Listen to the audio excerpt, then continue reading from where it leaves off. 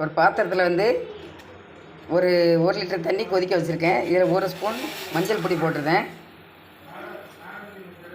போட்டதும் ஒரு 100 கிராம் இருக்கும் சோயா, அதையும் ஊற போட்டிருந்தேன். இதில் ஒரு கொதி வரட்டும். ஒரு கொதி வந்ததும் நம்ம ஆஃப் பண்ணிடலாம். இந்த ஒரு கொதி தான், ஒரு 5 நிமிஷம் அப்படியே இருக்கட்டும்.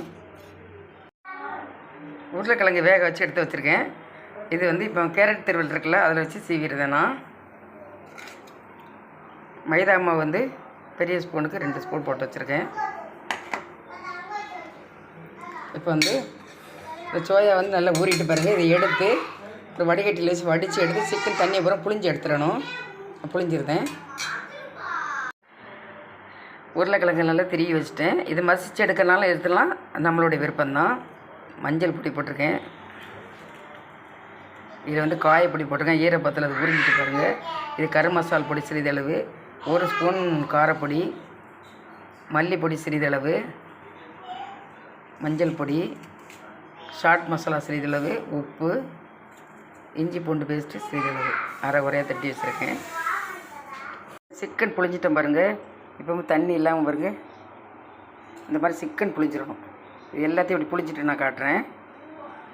இல்லாமல் நல்லா புளிஞ்சு எடுத்தாச்சு. இதை மிக்ஸி ஜாரில் போட்டு ஒரு சுற்றி எடுத்துடுறேன். தண்ணி சுத்தமாக இருக்கக்கூடாது.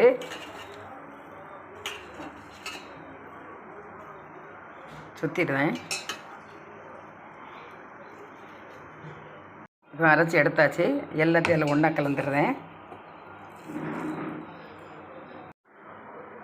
ஒரு பெரிய வெங்காயம், ஒரு நார்மல் வெங்காயம் ஒன்று போட்டிருக்கேன். இப்போ இதில் எல்லா மசாலாக்களையும் இதோட நான் ஒன்றா கலந்துடுறேன்.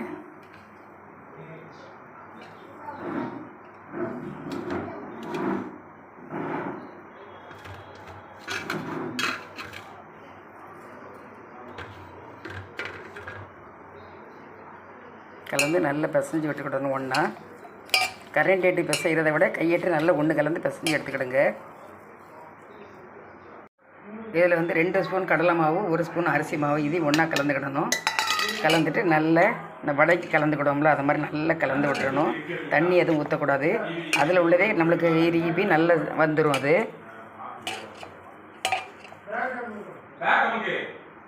இப்போ இதே ஒரே சைஸில் வடை சைஸில் நம்ம உருட்டி வச்சுக்கிடணும்.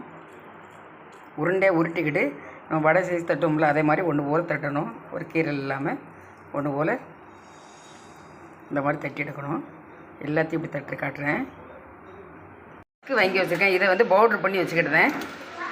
மிக்சியில் போட்டு ஒரு சுற்றி எடுத்துடலாம். இந்த மாதிரி எல்லாம் வடை மாதிரி தட்டி வச்சுருக்கேன். எல்லாத்தையுமே ஒவ்வொரு இந்த கட்லெட்டையும் எடுத்து இதில் முக்கிக்கிடணும். நல்லா முக்கிட்டு அப்புறம் இதில் போட்டு பிரட்டணும். ப்ரெட்டில் போட்டு அப்படியே பிரட்டிடணும்.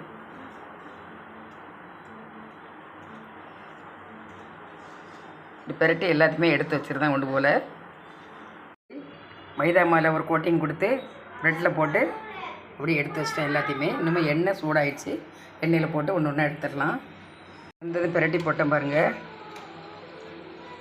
இந்த மாதிரி ப்ரௌன் கலரில் வரணும். வர்றது வர சிம்மிலேயே தான் வச்சுருக்கணும். தீயை ப்ரௌன் கலரில் வந்த பிறகு தான் எடுக்கணும். அப்படியே இருக்கட்டும். ரொம்ப ஈஸியான ஈவினிங் ஸ்நாக்ஸ் இந்த மாதிரி செஞ்சு கொடுக்க ரொம்ப நல்லாயிருக்கும் குழந்தைகளுக்கு. எண்ணெய் நிறைய குடிக்காது. இதில் முங்குற அளவெல்லாம் போடலை பாருங்கள். கொஞ்சமாக தான் போட்டிருக்கேன். இதை எண்ணெய் ஜாஸ்தியாக தான் ஊற்றிருக்கேன் நான் அதில். ஆனால் எண்ணெய் குடிக்காது, அப்படியே தான் இருக்கும் இதில். இன்னும் தண்ணி நம்ம சேர்க்கலை பார்த்தீங்களா. சோயாவில் வந்து அவ்வளோ தண்ணி எல்லாம் இல்லைல்ல, அதனால் நம்ம கரெக்டாக இருக்கும். அதில்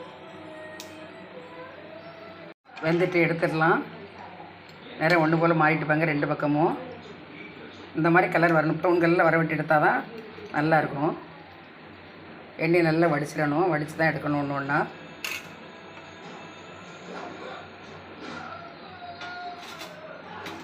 வச்சு பாருங்கள். இது மேலே டொமேட்டோ சாஸ் வச்சு விருப்பம் இருந்தால் சாப்பிட்லாம், இல்லைன்னா வேண்டாம். இந்த மாதிரி ரெடி பண்ணுங்கள். இதே மாதிரி செஞ்சு பாருங்கள். லைக் பண்ணுங்கள், ஷேர் பண்ணுங்கள், சப்ஸ்கிரைப் பண்ணுங்கள், பெல் பட்டனை கிளிக் பண்ணுங்கள். ஃபுல் வீடியோவும் பாருங்கள். எப்படி இருக்குன்னு பாரு. சூடாக இருக்கோ? கையில் எடு, கையில் எடுத்துக்கோ. அப்படியே எப்படி எடு, அப்படி எடு. எப்படி இருக்கு?